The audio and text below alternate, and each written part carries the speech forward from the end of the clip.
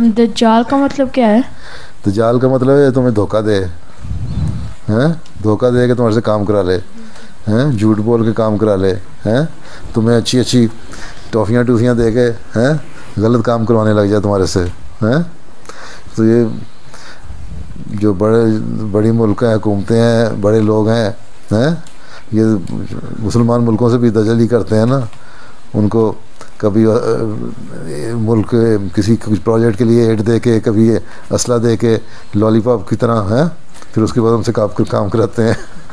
غلط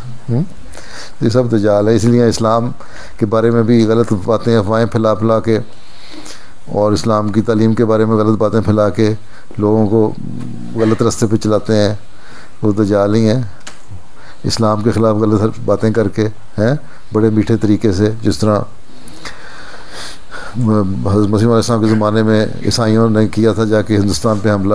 30 لاکھ مسلمانوں کو عیسائی بنا لیا تھا، ہیں اسی طرح اسلام کے بارے میں غلط باتیں کر کے وہ دجل سے بنایا تھا، ان کو اسلام کو پتہ نہیں تھا،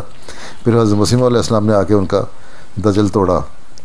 ہیں ان کے جھوٹ کو ظاہر کیا کہ یہ جھوٹے ہیں اور یہ اصل سچائی ہے اسلام کی، اس کے بعد سے وہ سب دوڑ گئے وہاں سے، ٹھیک۔